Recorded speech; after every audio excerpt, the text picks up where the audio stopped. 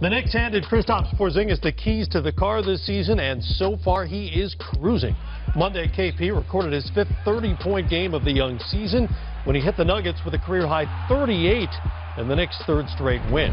Only Bernard King has scored more through 6 games than Porzingis in Knicks history.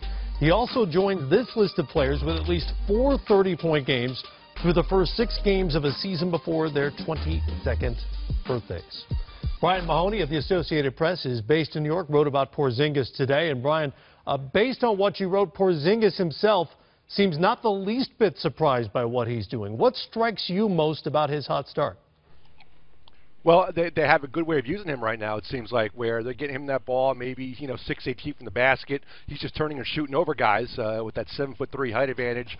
Right now he's becoming almost like like Kevin Durant, where you can't guard him with a bigger guy. He can step back or go past him, and littler guys, he's just shooting over him. So he's in such a great rhythm. And, I thought he played well, but not this well. Getting 30 points every night is beyond what I think a lot of us expected, but apparently not him. Hey, Brian, you said, and he made the comment in the article, in a nice article, by the way, that, he's never surprised by what he does on the floor because he knows what he's capable of. How's he feeling in terms of the comfort level of being that face of the franchise? It's one thing to be the best player, but now he's also going to be the guy that everybody in the media, you know how it is in New York, are going to come to and want to get a piece of. What's his comfort level with that aspect of being a franchise player? Well, I think he's done great with it. And, particularly because, it didn't look like it was going to happen this year. I mean, up until 2 days before camp, Carmelo was still here. So it wasn't like Kristaps had a long time to plan for this. It just suddenly happened.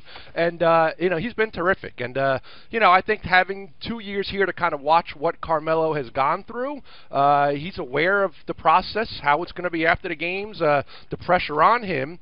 And he's been great with it. On and off the floor, I think, for what the Knicks could have hoped, certainly he's given them both aspects of that.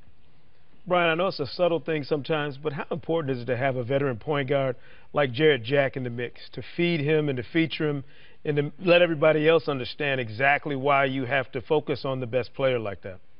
Yeah, I mean, it's a great point because when they put him in the starting lineup is when things started to turn around a little bit for them. And, he just knows how to play. I mean, he's played on so many teams and, guys like him. They just know he knows how to play that point guard spot. He knows how to stay with the hot hand. He knows how to settle a team down. And, considering he was out of the NBA when he got hurt, the way he's returned so far, I think he's played about as well as they could have hoped. And, they don't have to rush the rookie in there. They can leave Jack starting, and he's a great mentor. He's been a good player right now for them. Brian, Steve Smith, watching Porzingiz over his first couple of seasons, physically just couldn't take bumps. It seems like now he's accepting contact, and when I look at it, I always run to a guy's free throw attempts. He's averaging close to 7 free throw attempts. Is anything you've seen him done different as far as, like you said, playing closer to the basket or being able to accept physicality a little bit better this year? Yeah, well, he talked about needing to have the better balance and putting the weight on him. And he's put on, he said, about 20 pounds over the last 3 years.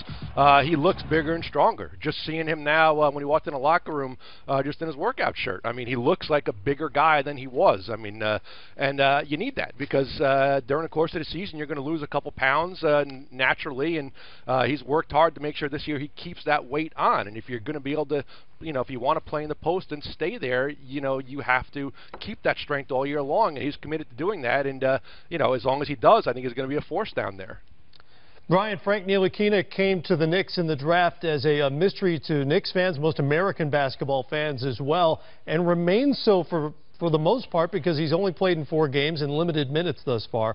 What do the Knicks think they have in Ntilikina, who got off to the slow start because of injuries? Yeah, well, I mean, no one was really sure because, like I say, he missed summer league.